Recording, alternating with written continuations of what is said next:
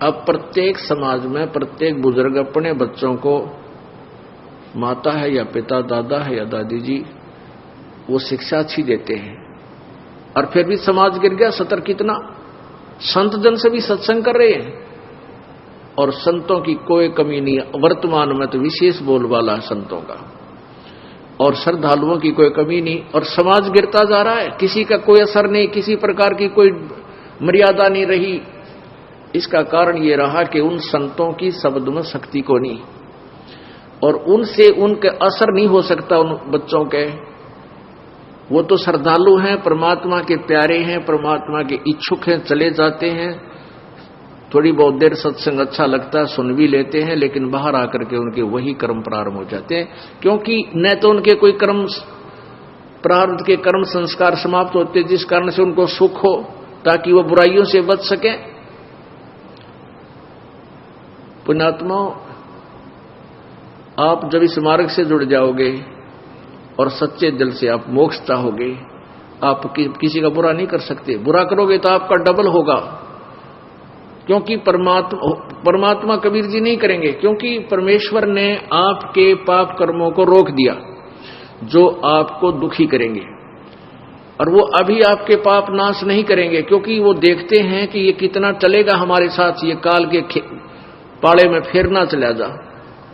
तो उससे क्या करेंगे, वो आपके पाप कर्मों को रोक देते हैं, और आपको राहत मिलनी प्रारंभ हो जाती है।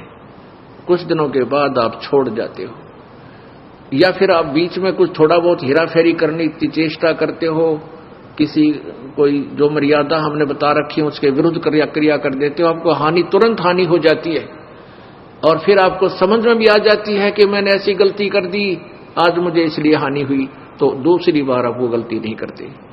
और दास ने आपको बताया हुआ है कि जिसका कोई, जैसे हमने मर्यादा आपको बता रखी है, इन मर्यादाओं में रहकर भक्ति करो, आपको न्यारे सुख होंगे, और जो मर्यादा तोड़ देगा उसका नामखंड हो जाएगा, और नामखंड हो जाने से आपको परमात्मा की शक्ति मिलना बंद हो जाएगी। जैसे बिजली का कनेक्शन आपने ले रखा है और वो कनेक्शन कट गया, तब पहले तो आपका पंखा भी चला था, ट्यूब भी जग रही थी, और भी आप सब कार्य कर रहे थे, अपना आटा भी पीस रहे थे, जल भी निकाल रहे थे मोटर तक, फिर वो बंद होगी। क्यों होगी? क्योंकि आपका कनेक्शन कट गया। इसी प्रकार से जिसने उपदेश ले लिया और आखिरी सांस तक मर्यादा निभानी पड़ेगी, मर्यादा में रहो, आपका नाम खंड ना हो, तो आपको परमात्मा की शक्ति का लाभ प्रॉपर मिलता रहेगा। तो ऐसे जब आप मर्यादा खंड कर देते हो, आपका कनेक्शन कट जाता है, तो आपको राहत मिलनी बंद हो जाती है, दुख आ जाते हैं। फिर आप आकर के यहां आपको बताया है कि बार बार बकवाद नहीं करें, बार बार जानबूझ कर नाम को नहीं तोड़ना चाहिए, और किसी कारण से, क्योंकि नए नए बच्चे हैं, समाज में जाते हैं, अन्य समाज जो है हमारी मर्यादा के टोटली विरुद्ध काम कर रहा है। एक परिवार में एक सदस्य नाम लिया और 5 सदस्य आन उपासक हैं। हमें भी पता है कि हमारे बच्चों का ये नाम शीघ्र सी सेट होने नहीं देंगे, तो परमात्मा के आदेश से ये ऑप्शन छोड़ दिया है कि एक आध बार किसी का ऐसा नाम खंड हो जाए तो दोबारा तुरंत ले लेना चाहिए, नहीं तो लाभ नहीं मिलेगा। तो अब बहुत से बहन बेटी भाई आते हैं, जी मेरे पर गलती होगी, माफ कर दो, क्योंकि उन्होंने गलती की, उनको दूना दुख हो गया मर्यादा तोड़ते ही, और पहले सुख होने शुरू हो गए थे। कान पकड़ते हैं जी, आगे से कोई कहता जी बीड़ी पी ली मैंने एक दिन और मुझे ऐसी हानि होगी, आगे नहीं पीऊंगा, दोनों कान पकड़ता हूं। अच्छा भाई, आगे गलती ना करना, नाम दोबारा दे देते हैं। फिर बार बार करेगा तो फिर मालिक नहीं सुनेगा तेरी बिल्कुल भी।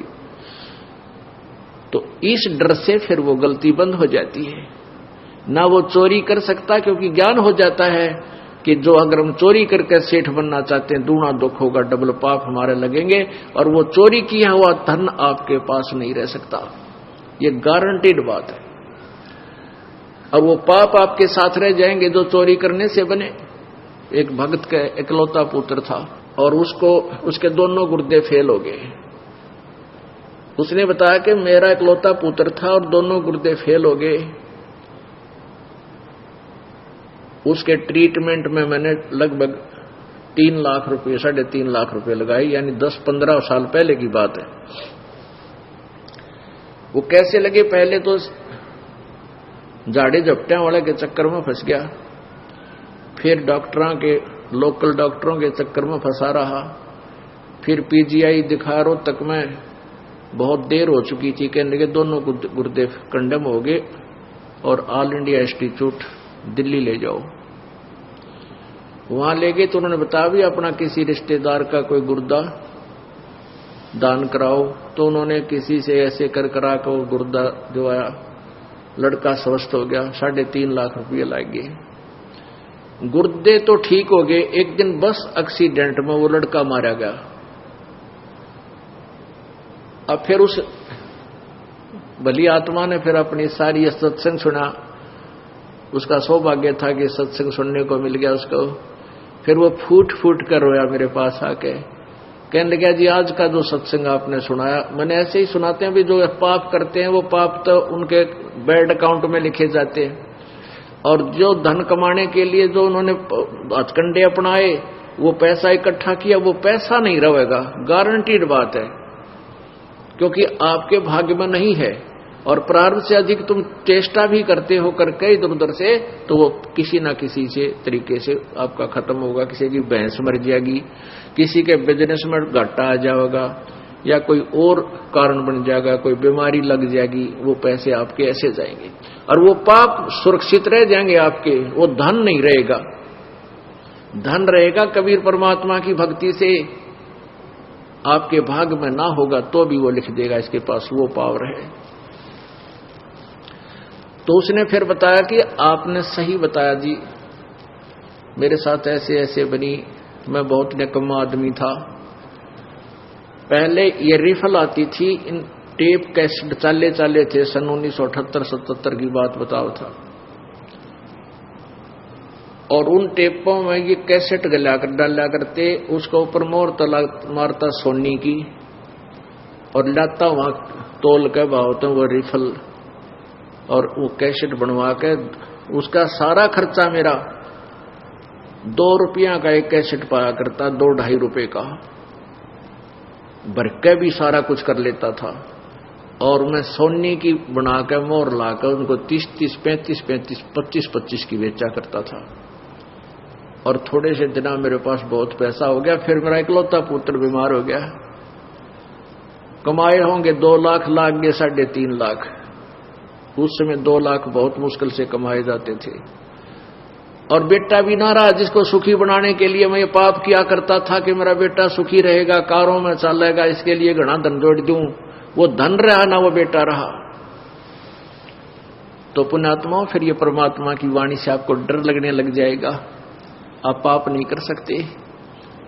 तो ये अब समाज सुधार होगा, क्योंकि जो लाभ आप स्वयं बुरे कर्मों से करना चाहते थे वो पैसा आपके पास नहीं रहेगा।